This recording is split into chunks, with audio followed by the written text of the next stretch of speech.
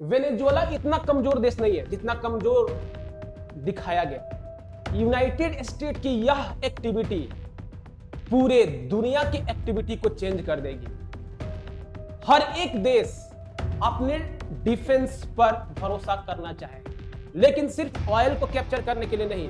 Venezuela एक बहुत ही resource rich country है।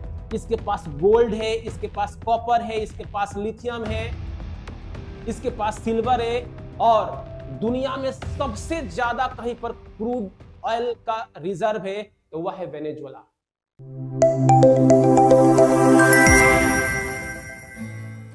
कि लास्ट क्लास में हम लोगों ने एक मैपिंग पढ़ा था, बहुत सारी मैपिंग हम लोगों ने पढ़ा है, लेकिन रिवीजन नहीं हो पाता है।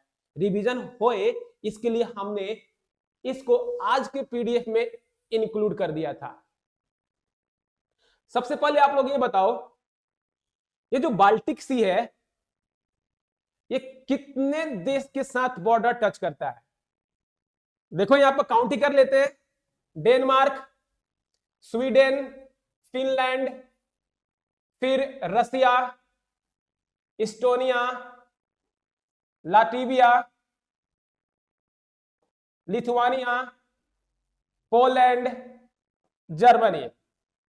9 तो ऐसे ही दिख रहा है, इसीलिए मैंने बाल्टिक सी को आज की पीडीएफ में भी इंक्लूड किया है ताकि रिवीजन हो सके। ठीक है, आप लोग की ड्यूटी बनती है इसको फिर से रिवीजन कीजिएगा। अगला जब क्लास होगा ना तो अमेजन बी के बारे में भी पूछूंगा, बाल्टिक सी के बारे में भी पूछूंगा। ठीक है, आप लोग बताइएगा। जैसे देखो ये है आज का पेपर, यहां पर एक न्यूज है, US tech over of Greenland will be end of NATO. अभी हुआ क्या है आप सभी परिचित होंगे, जान रहे होंगे कि यूनाइटेड स्टेट जो है उसने वेनेजुएला पर अटैक किया।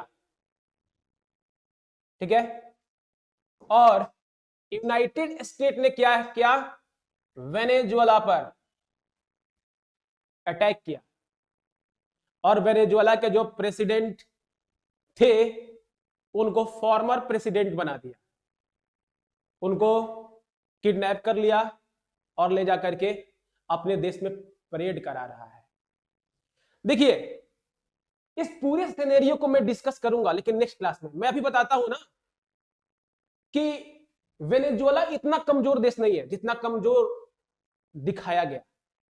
जिस तरह से वेनेजुएला के प्रेसिडेंट को यूनाइटेड स्टेट ने कैप्चर कर लिया, सीधी सी बात, घर उस वक्त तक तबाह नहीं होता है जब तक घर में भेदी ना हो, यानी घर में कोई गद्दार ना हो। और ऐसे गद्दार वेनेजुएला में थे। वे गद्दार यूनाइटेड स्टेट के साथ मिलकर के उनसे पैसा लेकर के वेनेजुएला के जो प्रेसिडेंट थे उनको किडनैप होने में हेल्प किया। बिल्कुल ये बात इग्नोर नहीं किया जा सकता है कि जो वेनेजुएला के प्रेसिडेंट थे वे अच्छी तरह से काम नहीं कर पा रहे थे। जो उनके अपोनेंट्स थे उनको वो कमजोर कर रहे थे, दबा रहे थे, लेकिन वे थे तो वेनेजुएला के प्रेसिडेंट। वहां के लोगों ने गद्दारी किया वेनेजुएला के साथ और यूनाइटेड स्टेट ने इनके प्रेसिडेंट को उठा ले गया। अब ध्यान दो, बहुत ज्यादा न्यूज में है, यूनाइटेड स्टेट की यह एक्टिविटी पूरे दुनिया की एक्टिविटी को चेंज कर देगी। हर एक देश अपने डिफेंस पर भरोसा करना चाहेगा। किस किस चीजों पर? अपने डिफेंस पर, अपने इक्विपमेंट पर। सीधी सी बात, हम इंडियन इतने बड़े देश हैं, इंडिया इतना बड़ा देश है, लेकिन यूट्यूब यूनाइटेड स्टेट का, फेसबुक यूनाइटेड स्टेट का, व्हाट्सएप यूनाइटेड स्टेट का, यानी डिजिटली आज भी हम लोग एक कॉलोनी में रह रहे हैं। यूनाइटेड स्टेट की यह घटना हमको आगे की राह वे फॉरवर्ड बताती है कि हमको हमारे इक्विपमेंट पर खर्च करने की जरूरत है। इसने साइबर के थ्रू इसके इलेक्ट्रिसिटी को ब्लॉक आउट कर दिया। उतनी जितने देर वह इलेक्ट्रिसिटी ब्लॉकआउट हुआ उतने देर में इनको कैप्चर करके लेकर चला गया। क्या इनके पास कोई डिफेंस सिस्टम नहीं था? था। S-300 जो रसिया के द्वारा प्रोवाइड किया गया था, लेकिन बहुत पुराना था, काम नहीं किया। अब देखो, मेंस पर्सपेक्टिव से हम लोग ऐसी ऐसी बातें तो करेंगे, लेकिन प्रीलिम्स पर्सपेक्टिव से क्या है? तो वेनेजुएला का बॉर्डरिंग कंट्री याद होना चाहिए। तो इसके 3 ही कंट्री बॉर्डर करते हैं इसको, 3। इधर एक गुयाना, इधर एक ब्राजील और इधर एक कोलंबिया। कोलंबिया भी न्यूज में है। क्यों? वेनेजुएला के बाद कोलंबिया को भी धमकी मिला है। तो 3 देश वेनेजुएला के साथ बॉर्डर शेयर करते हैं। ध्यान दीजिए, अमेरिका ने वेनेजुएला के ऑयल को कैप्चर करने के लिए अटैक किया, लेकिन सिर्फ ऑयल को कैप्चर करने के लिए नहीं। वेनेजुएला एक बहुत ही रिसोर्स रिच कंट्री है। इसके पास गोल्ड है, इसके पास कॉपर है, इसके पास लिथियम है, इसके पास सिल्वर है, और दुनिया में सबसे ज्यादा कहीं पर क्रूड ऑयल का रिजर्व है तो वह है वेनेजुएला। इसके रिसोर्स को काबू में लाने के लिए इसने इस पर अटैक किया।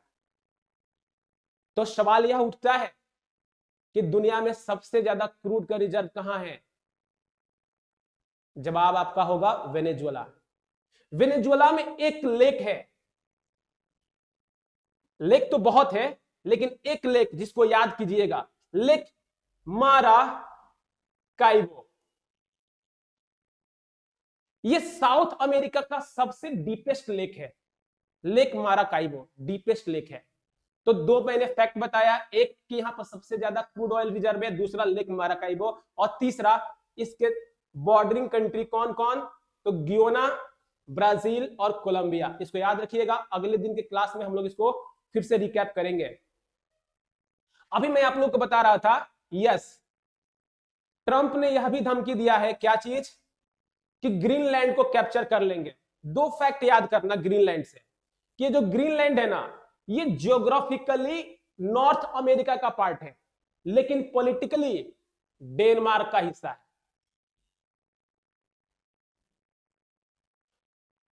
क्या मैंने बोला? जो ग्रीनलैंड है वह ज्योग्राफिकली नॉर्थ अमेरिका, जानते हैं आप लोग कि 7 कॉन्टिनेंट है हमारे पृथ्वी पर, उसमें नॉर्थ अमेरिका भी एक कॉन्टिनेंट है। तो ग्रीनलैंड नॉर्थ अमेरिका कॉन्टिनेंट में ज्योग्राफिकली आता है, लेकिन पॉलिटिकली किसका हिस्सा है? डेनमार्क का। ये इस चीज को याद रखिएगा। और ग्रीनलैंड सबसे बड़ा आइलैंड है पृथ्वी का। इसी पर प्रश्न उठा कि जो ट्रंप है वो बोल रहे हैं कि मैं तो ग्रीनलैंड को भी ले लूंगा। इसी पर